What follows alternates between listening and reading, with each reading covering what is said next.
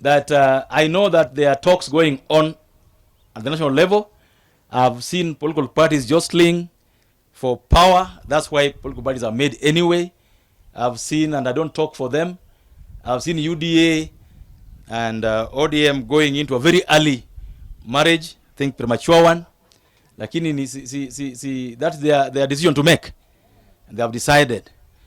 But we want to say here from Ugenya that let UDA and ODM do what they are doing. But let them not try to zone the country. We don't want political dealership. We don't want political deals that tell us that, oh, now you will run people here and you can't run people there. You can do your coalition agreements. MDG is part of Kenya Kwanza. MDG signed and delivered agreement with Kenya Kwanza to the ORPP.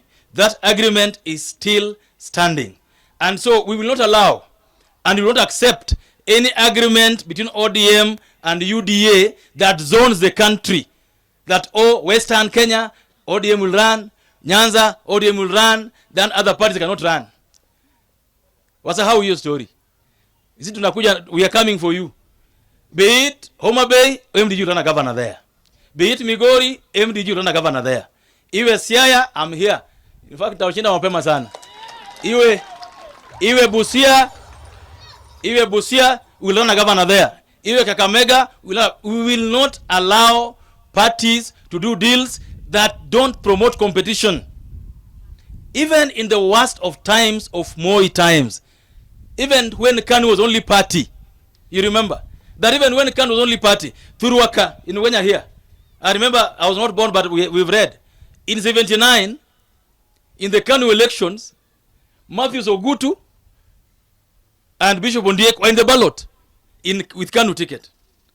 In the by-election of 1980, James Orengo was in the ballot with Matthews Ogutu, still in KANU. So if during KANU days there was competition and there were more than 2 candidates in the ballot, why would you want to do in 2027 prevent people from running because you fear being defeated? So sisi tunatakia ODM na UDA wema kwa mambo yao. Sisi pia tukapo nyuma yenu. As MDG, you know very well that we are ahead of you. We want a second term for William Ruto. We want him to continue to do the good things he's doing, but we will not allow you. You know, if you want to know what zoning does, check what happened in the by-elections. By-election in Malava, turnout was 47%. In Kasipul, where we had a candidate, turnout was 46%. In Mbeere North, turnout was 47%. In Ugenya constituency, turnout was 24%. 24. Ugunjaka. Because there's no competition. And we went there and said, oh, hapa Nyanza tumwachia ODM, pale tumwachia nani. Promote competition, let there be good ideas in these elections. And especially, now that our beloved Raila Odinga is not there, we must ensure that we have the most competent governors, the most competent MPs. We must have the most competent leaders in our midst. Because Raila, who used to stand in for us, is not there. We are on our own. We must get the best to lead us in our counties, in the constituencies, and in the wards. It's very important that we get the best among us to lead us. So, wakimaliza mambo yao hiyo, sisi pia tunakuja nyuma yao na mambo yetu. Tujenge pamoja, tujenge nchi yetu pamoja, wanafunzi wasome vizuri. Na mambo ya basari, I pray that in my lifetime, we will have to stop giving bursaries and scholarships.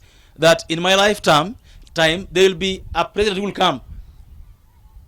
Kutakuwa na rais ambaye atakuja hapa mbele kama sio mimi, ambayo atatoa mambo ya bursary na scholarship. Wanafunzi wasome bure tu from primary school to the university. Tungependa hiyo. Because you can imagine what you have to go through. Every year, bursary, scholarship, wengine hawapati. You know, in our constituency, hapa Ugenya, the best we've done since 2013 is that we don't look at politics when we are doing mambo ya bursary. Utapata kwamba wala wamepata bursary is scholarship. Some of them are my most staunch opponents hapa. Utapata wanapata. Because we don't look at politics when we're giving bursaries. But there are places where ukienda constituencies zingine utapata mtoto anapita mtihani vizuri, lakini anapata bursary based on who their parents support. So you can imagine what people go through. So you want this to be levelized. You want every kid to have the best they can have in education. You want to have every kid to have a level playing field in as far as access to quality education is concerned.